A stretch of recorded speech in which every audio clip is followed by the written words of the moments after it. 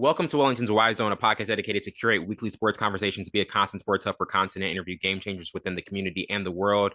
I'm joined by two special guests. First off, Barrett. He was on a few months ago, and now he's here for our another Superman review. Thanks so much for being on, man. Absolutely. It's good to be back. Definitely. And I'm joined again by and the listeners, they just heard Alex for the Fantastic Four. Now he's right back. I told him he had to be on for the Superman review, head of Moments of Media. Thank you so much for being back on, bro. Man, thank you for having me back. I can't wait to get into this review. No, he's right. Definitely. And for this review, we're getting into an exclusive Superman review, and this is obviously the 2025 superhero film, written and directed by James Gunn. It's the first film in the DC universe in a reboot of the Superman film series. David Corenswet stars as Clark Kent, Superman, alongside Rachel Brosnahan, Nicholas Hoult, Eddie Gathegi, Anthony Kerrigan.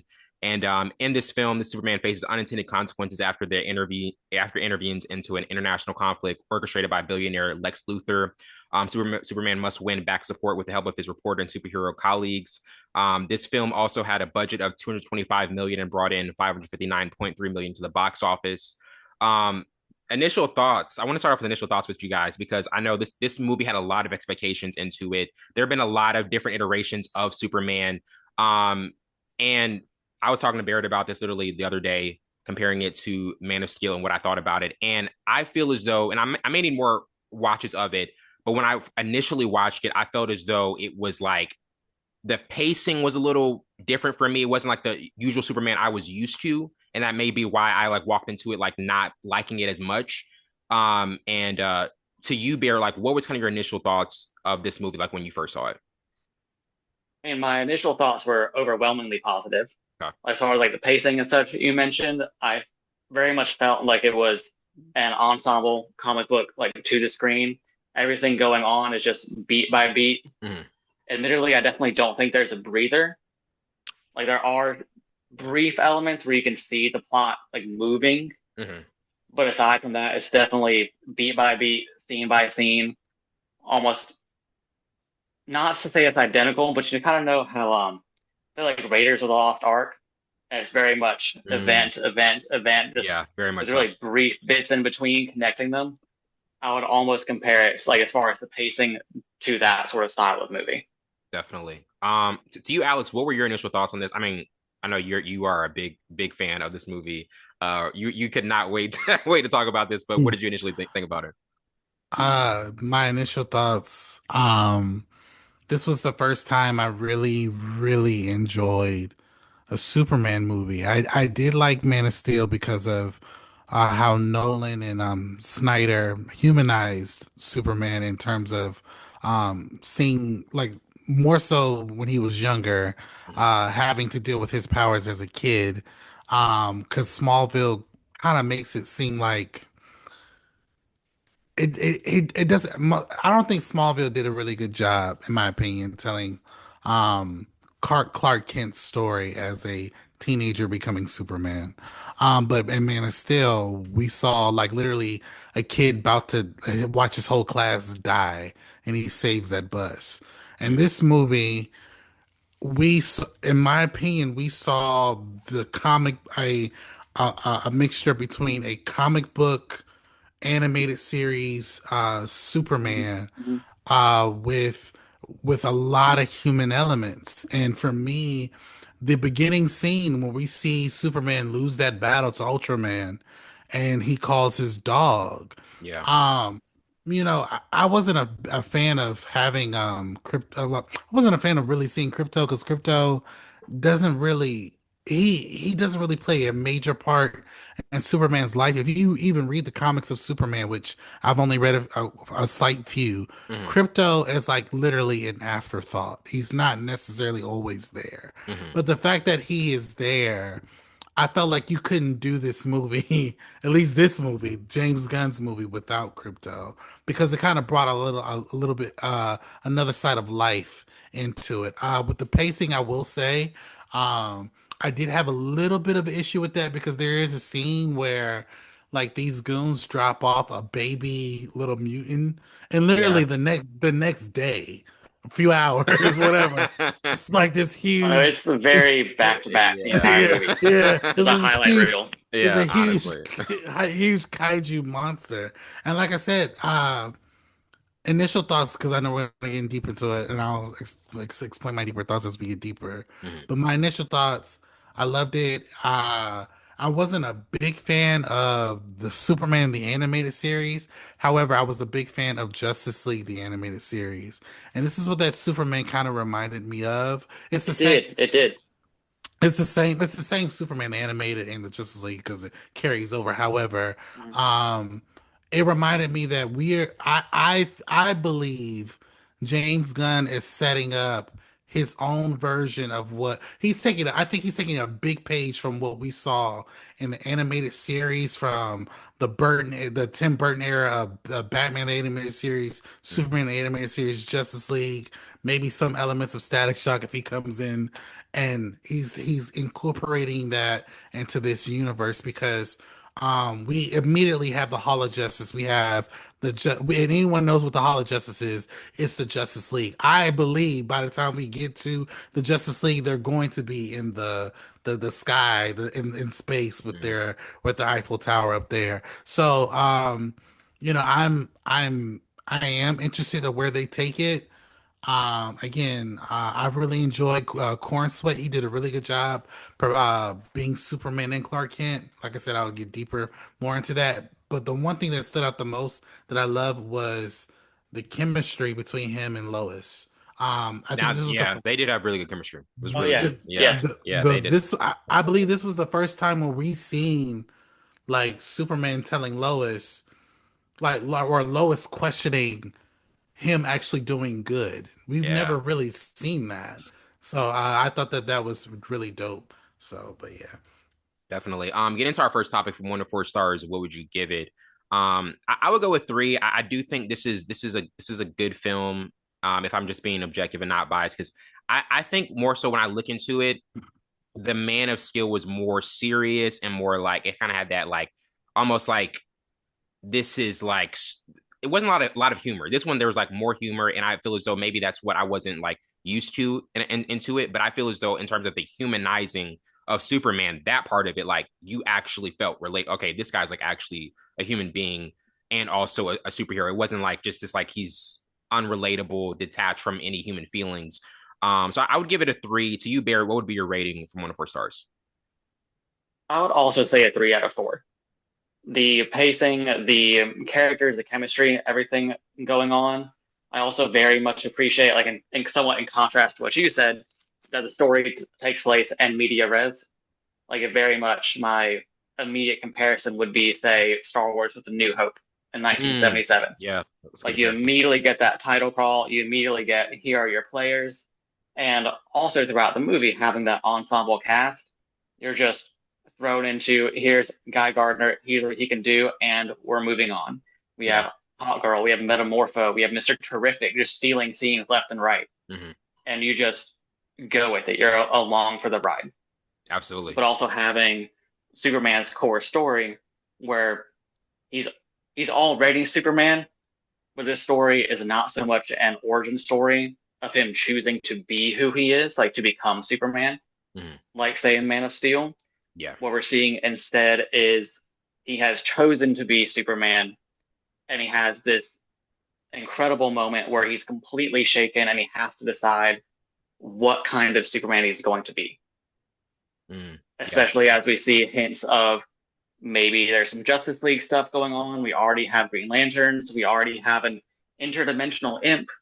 He already has his relationship with Lois. Like his foundation is completely shaken. So Absolutely. taking him from what he thinks he is to what he knows he needs to be, that's the core character arc of the story. Definitely. To you, Alex, what would be your rating from 1 to 4 stars?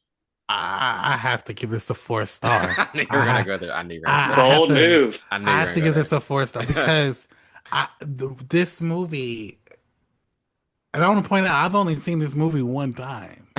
One time. That's kind of rare for you Yeah. to give It it is for. very Yeah. compelling, though. Yeah, I've only seen it one time. Because I see the deeper elements of it. I see a man that every day that he's tried to be a hero with a cape. And we as the people don't know the toll that it takes on him. And I stated earlier when we were doing the Fantastic Four review, I said he has a heart of steel, but it's not stainless. Hmm. Like he in spite of what his real parents wanted him to do, like Barrett said, he's making the choice to be Superman every day and live amongst people, even when he doesn't have to. He's choosing to be kind. He's bare like like people don't, and I noticed this as I'm watching the film. There are parts where I believe Superman wants to cry or just let And go he of his does. emotions, and he does. Yeah, But yeah. but you can also tell that his tears are sealed. Like we don't, as the audience, obviously we see him cry, but the people that he saves, they don't get to see that. Mm. They don't, and when we see Superman like going to another outside of the US and stopping a war, he's not enforcing laws. He's not a Democrat or a Republican. Hmm. He's literally trying to stop people from killing each other. Yeah. And we that's why I said this Superman is true to the comics because that's what he would do, but it's very unique because in any DC Superman movie that I can remember, I've never seen any of that. When I think about Christopher Reeve's Superman, that was the first time we saw a man fly. Mm. You know what I mean? And then when you skip all through that and then you get to Man of Steel, this is the first time we see Superman have a human moment, case in point in Man of Steel, where that guy throws a drink in Clark's face and he walks out the bar. He destroys that man's truck. And we're thinking like, okay, Superman wouldn't do this, but a human Mhm. a Yeah, human would, right? exactly. So when I look at this particular version of Superman, this is a Superman who's very in tone with his emotions, Hmm. and he, aside from Lois, he can't express them. Like he's born differently, he moves differently from all these other different people. Even the Justice Gang, right? Superman's ideals don't necessarily align with theirs, Hmm. not completely, and that's why I'm Mhm. glad James Gunn did a good job separating the two because Superman didn't just join their group and take over and call it the Justice League. I mean, yes, he's going to be there to assist, but he's not that Superman that we know, like that leader that we know just yet. But we saw him become that. We saw him slowly becoming that as he was fighting the kaiju and stopping the universe Mhm. from separating and things of that nature. So, like for me, um, this was a different type of Superman that we saw and loved, and I will say this, Lex. I I think it was a little bit corny of Lex. I want to say that Uh he was very uh corny in this a movie. little bit of corny of Lex to be like doing these chess moves with Ultraman.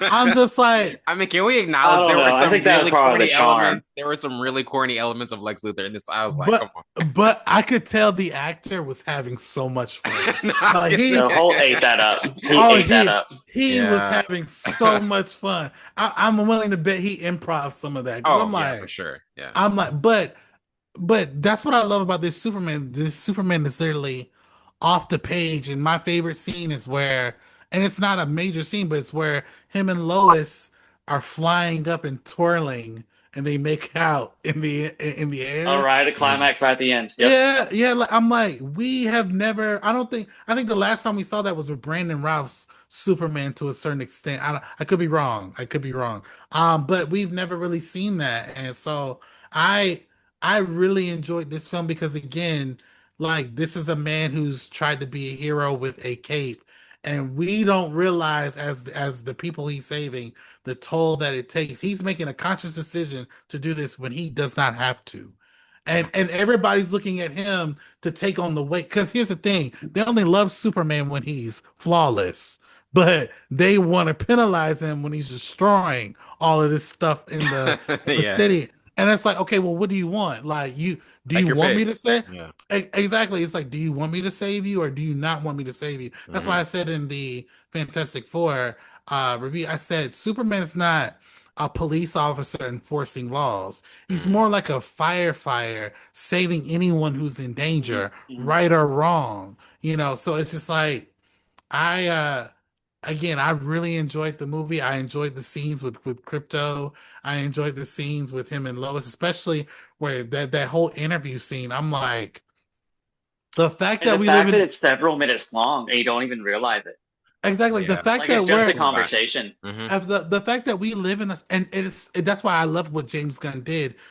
We live in a society that even doing something that's deemed right is questionable. So me saving people from blowing their heads off, Mm. you're questioning me because I didn't talk to the president about that? Oh, That's crazy. that's That's that is insane. insane. That That's is also something that comes insane. up in the Justice League show several times. Right. Like That's by a the time you get to like Justice League Unlimited, like it's right, the whole Superman, the Watchtower against the government, and the core bit of well, what happens when Lex Luthor becomes the government. Where you're right, already right, seeing between Luthor and Gurkos, like how right. much is it Hmm. Superman against Lex Luthor as a supervillain story, and how much is real world geopolitics. And to that point, the government is even being shady because in the Unlimited series they had a project called Cadmus.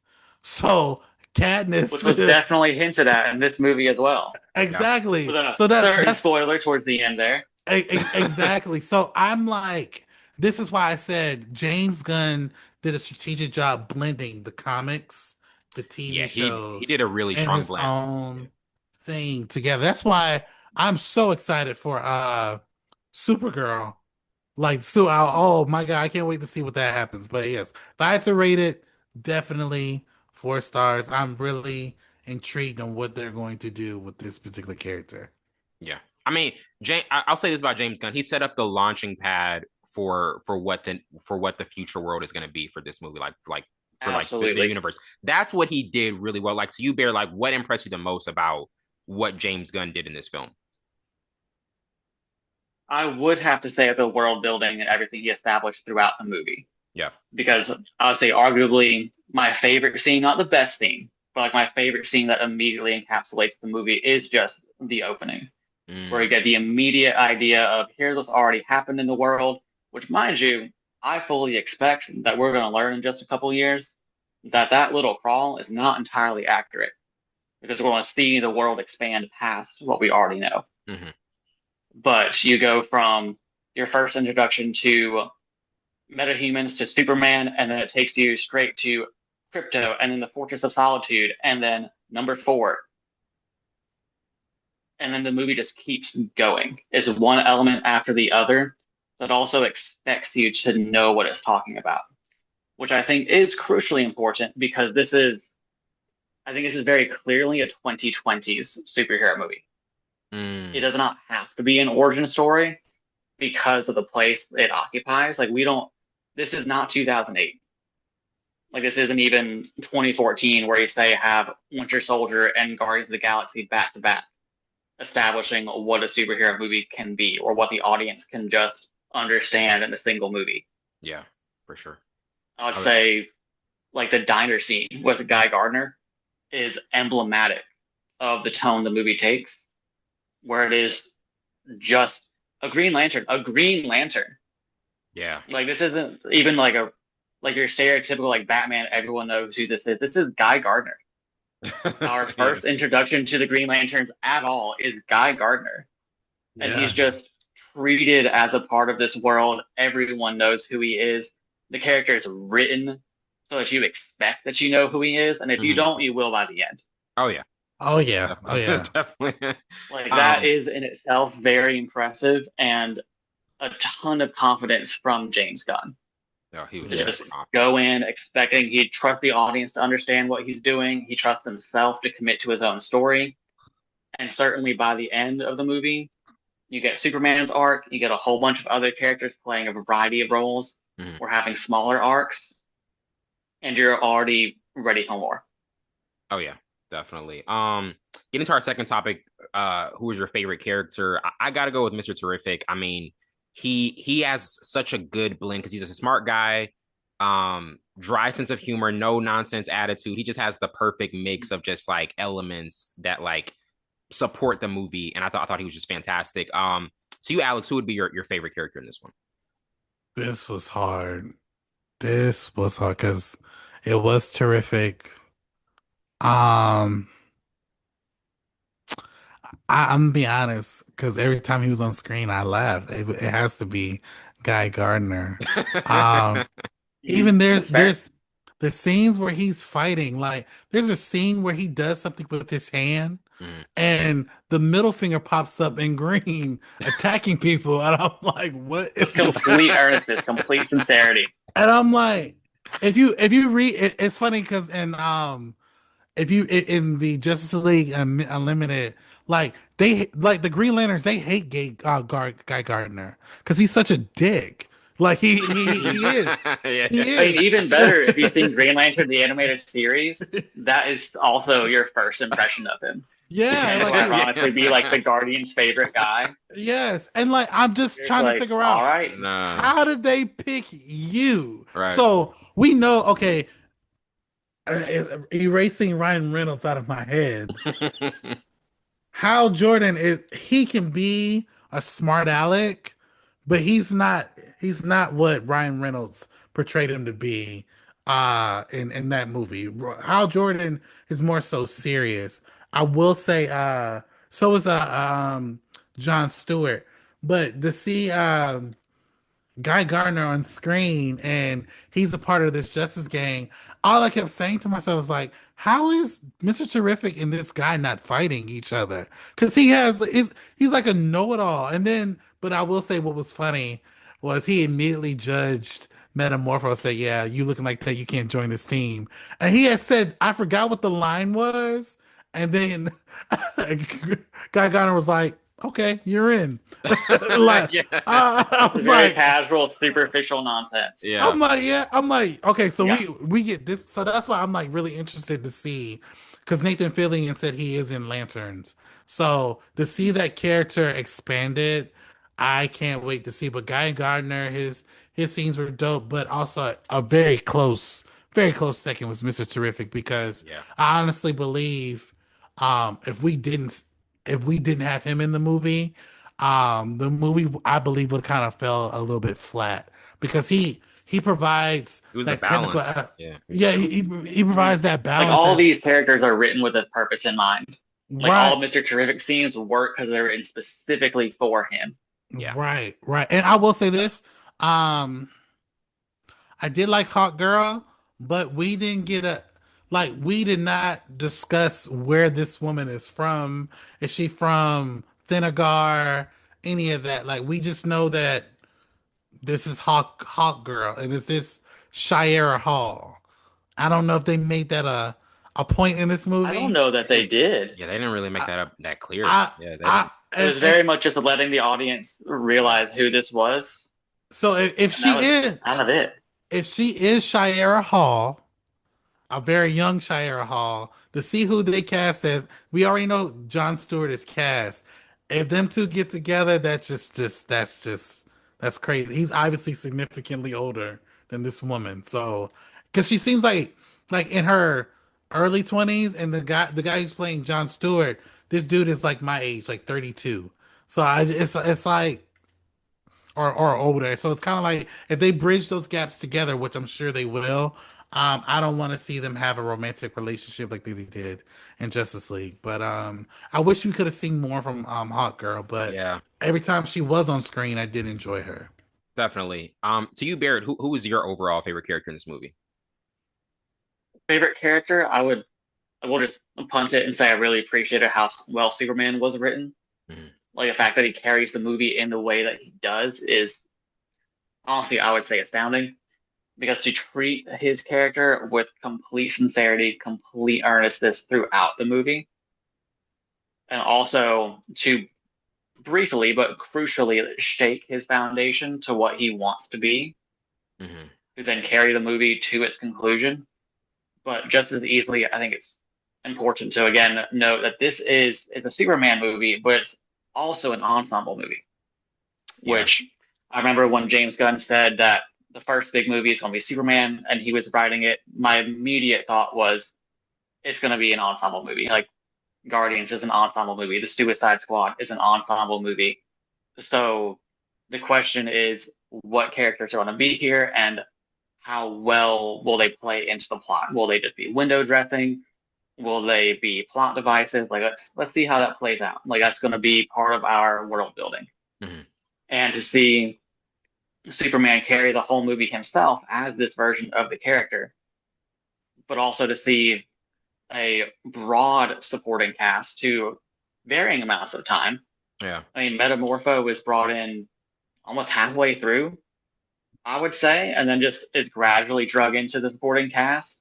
Mm-hmm. Mr. Terrific has multiple scene stealers, but he's crucially important to how the plot progresses.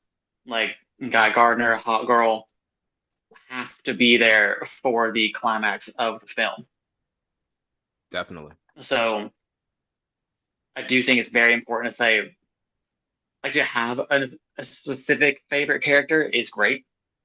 That speaks to how well like that specific character is written, like in your opinion. But also to have arguably not, I don't even know that I could say there was a bad character in the movie. Like there's a very compelling supporting cast. Like Lex Luthor is a villain eating up every scene he's in, and you know he's bad, and you don't really feel bad for him either. Right. Yeah, for sure. And him running to the government every time Superman does something, I'm like, really, dude? Like, very on brand. Very on brand. Definitely. Getting to most memorable scenes. A couple ones I had was the "Where's My Dog" scene where Superman comes in to "Where's the dog?" Great delivery. Great delivery. Also, the interview. The crypto saving Superman. To you guys, like, were there any memorable moments, memorable scenes, particular ones that you guys had in this one? Memorable scenes. I mean, the one that got me in the theater was, I mean, the opening is compelling, but the scene that got me was, we'll give a spoiler here, the black hole in the pocket universe. The scene that got me almost screaming in the theater, politely, because we respect the theater. Yeah. But you see Superman doing his Superman things in a pocket universe, trapped in a black hole, to freeze breath his way out of there with Crypto and Metamorpho, was just astounding. Like, it was so comic booky, almost cartoony, and to see that on the big screen was very original. It was yet another element of the movie where I was curious, like, is Gunn actually going to go that far? Are they like, oh, they mentioned a black hole, like let's see where this goes, and yeah, oh no, like this Superman can do that.